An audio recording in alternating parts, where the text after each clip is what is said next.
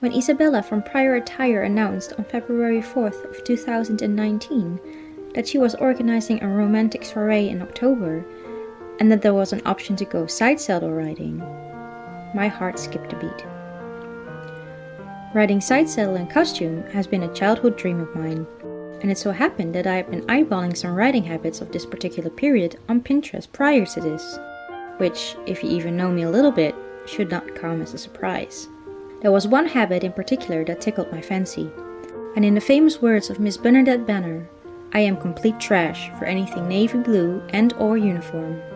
This is a painting of Sophie Dawes, also known as the Baronne de Feuchères. It so happened that I had enough blue wool fabric in my stash that I could use for this habit. I'm using the pattern from my velvet coat as a basis, with some minor adjustments like lowering the neckline and move the shoulder seams more to the back. Due to the length of the video and to be able to show you a more in-depth look on the construction of this costume, I've split this project into two parts. In today's video, we'll be covering the main construction of the coat. But let's begin by cutting out the canvas interfacing.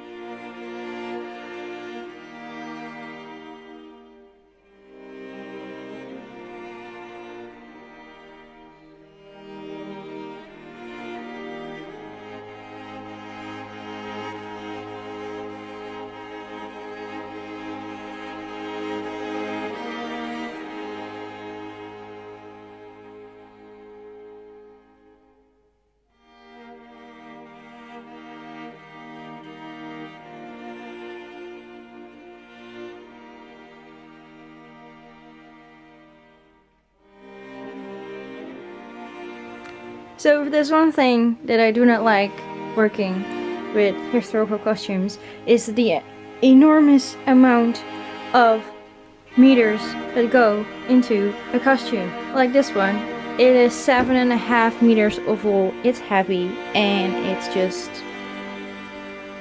a nightmare.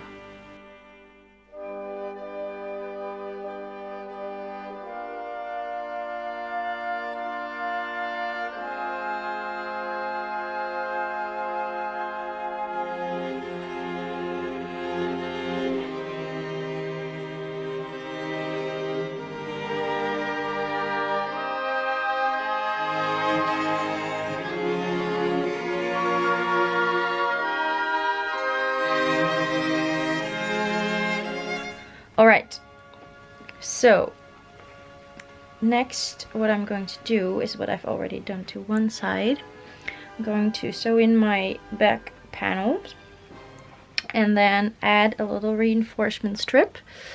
I don't know if you can see it, it's just a thin cotton to reinforce the armholes and the neckline so they don't stretch and they have a little bit of support. So I'm going to show you how I'm going to do that. I have two markers here, that's where this curve lines up. So what I do is I always start putting those together.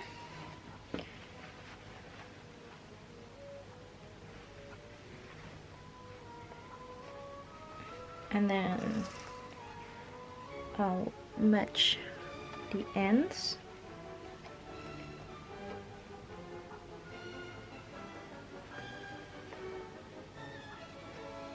There we go. And then the hem.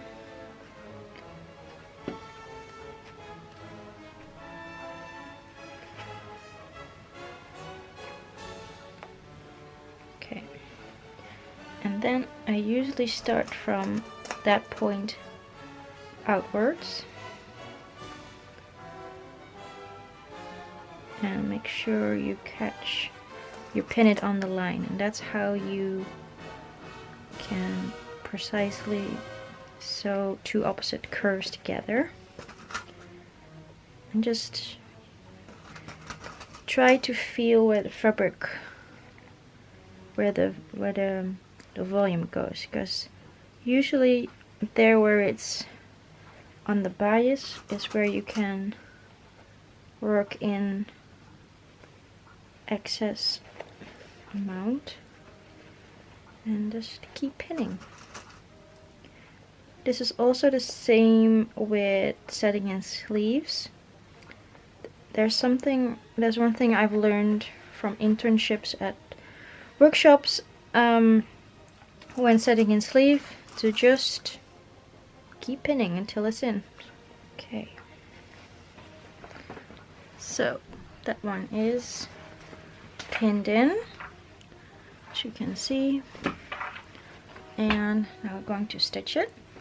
And what I usually do is I line, like my sewer foot has a little what's it called, a split down the front, and then usually when I start sewing I lift up my needle a little bit so it will go straight into that split, and that will make sure I will sew straight over my marked line.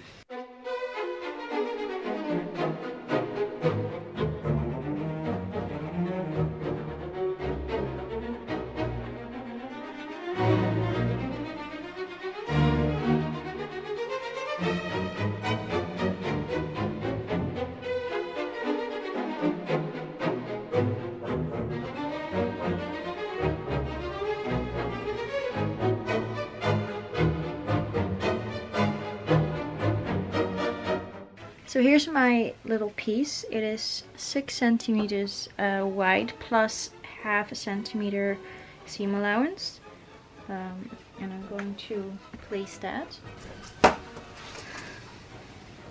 and I'm lining up the lines.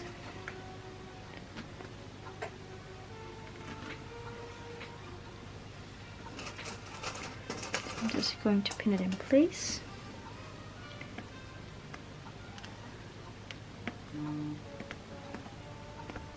Go. Now I'm going to baste it down with some basting thread.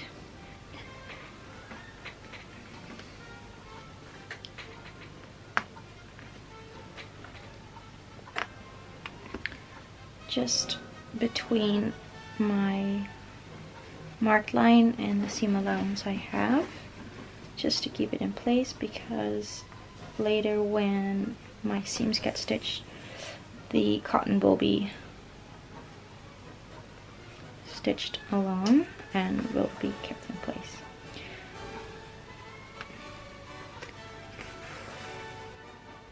Now when you do this, obviously do not try to catch your pressing hem, because that would be unfortunate and you have to do it over. Right. To there. I'm going to remove these pins. Then I'm going to switch to black or whatever the color your fabric is. Mine is dark navy blue, but black will do. And what I'm going to do is a cross lock stitch. I don't know what the English proper term is. We call it flannel stitch, but basically what you do is you go from left to right, but you sew from right to left. That doesn't make sense, but I'll show you. So first I'm just going to make a start. I'm not going to put a knot in my thread to prevent any visible things. Okay, so what you do is you catch like a few strands of your fabric. I don't know if you can see there's a little tiny strand on my needle, and that way won't be shown on the other side. Just catch 1 or 2 strands of the weft of your fabric. Okay, and then you go down. Here you can take a little bit more, as long as you do not catch the fabric underneath. And then you go up again, catch 1 or 2 strands, and then there. So you go up, down, and because you're going left to right, but your direction of your stitch is from right to left, you get a cross. And this is actually it will make sure that when anything snatches on the thread, it will get locked in. So this is usually used for blind hems, anything that's supposed to be an invisible stitch but secure. So let me see if you can see it. That is the stitch, and it will not show on the other side. Okay, so I'm going to merge these together. I'm going to connect the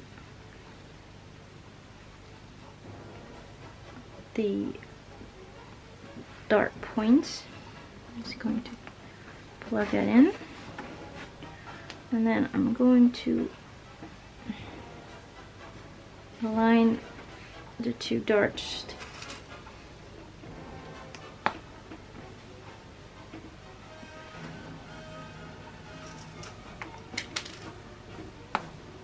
And then do a check if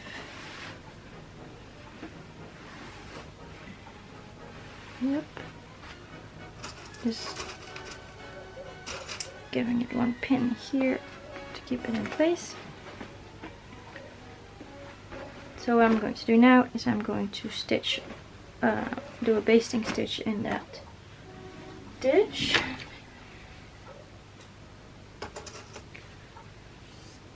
Okay, starting here.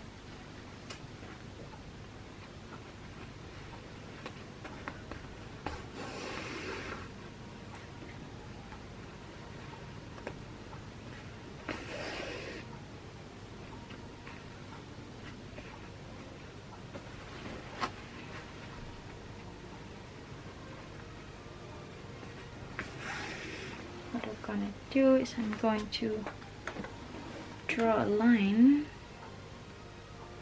about from the middle of this place very softly, because I don't know if you can see it, but it's there. And then I'm going to go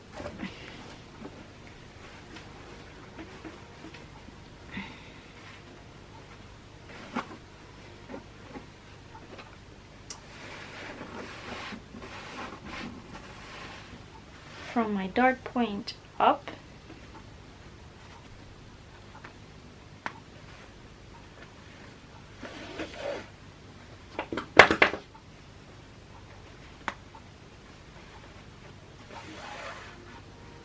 Okay. And all the while smoothing out your fabric. And if you can see it, but it is formed already. And then my teacher told me that if you hold it like that, and then you go like this, and then it should be all feeling smooth. You can see group boobs like that. Alright, it is time to do the other half. I've already done this side, so I could kind of figure out the best, the neatest, and best method to do the decoration. And it's actually, I really like how nice and stiff or structured it is. also thanks to the horsehair on the inside. So the back is already, that one's already in place. Well, I mean, it's ready to be attached to the front panels. But first we have to go and do this side.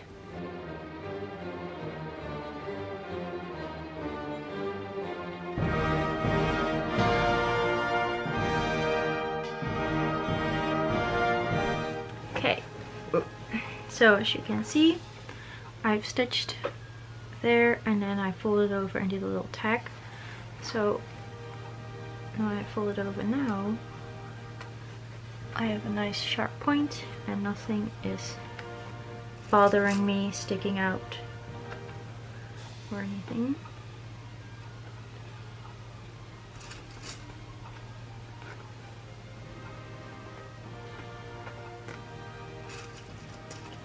And the nice thing about this embellishment or this material is that it's quite shapeable without having to like force it into shape first. It's because it's woven. So I'm going to baste it down and then do the next one.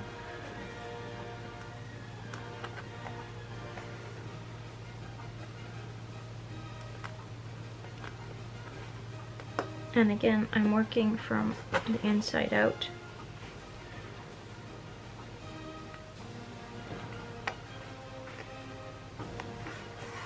And the reason I'm basting these down before stitching them on is because I can have control over where it goes. Sometimes things can shift a little bit while stitching them on. Plus, I need to give it more room because it's on a curve, if you know what I mean. That's the whole reason why we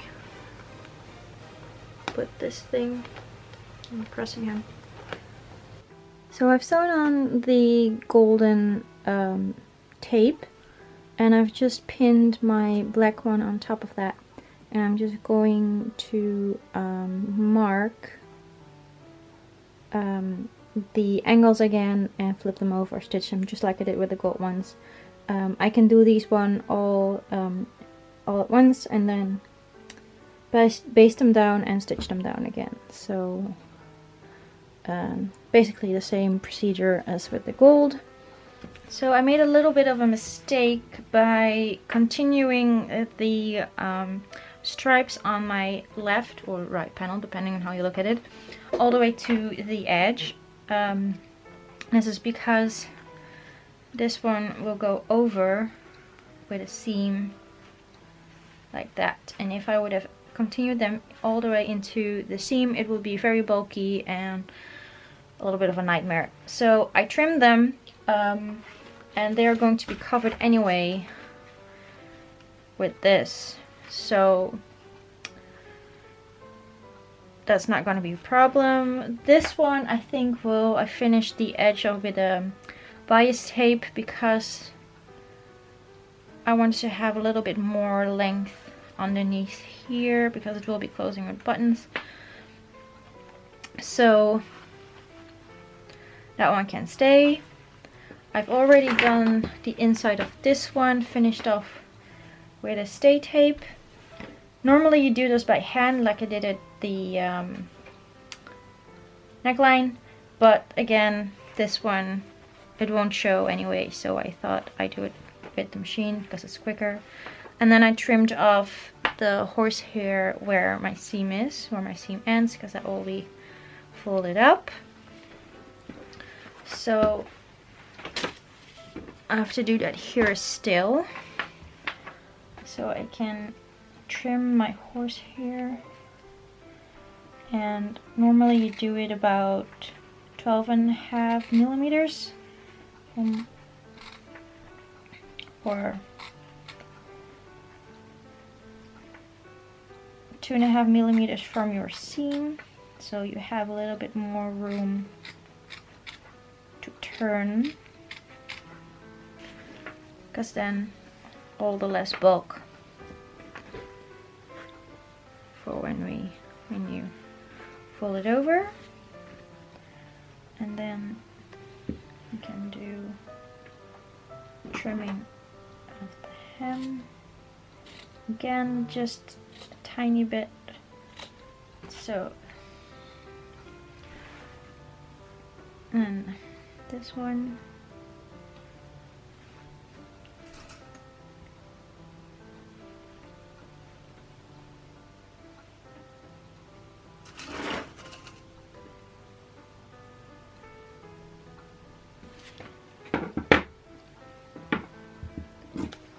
Oops. Then fold this one in.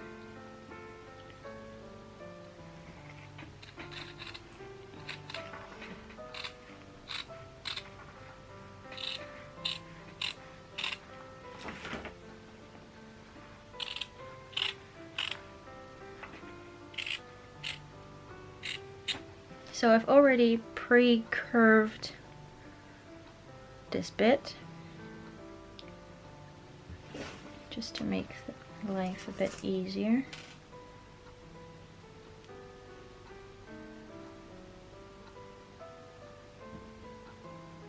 And this one will go on by hand. Right, so let's stitch this one. And thus concludes the main construction of the Riding Habits coat. I hope to see you again for next week's video, where I'll be covering the collar, the sleeves, belt and a skirt to complete this outfit.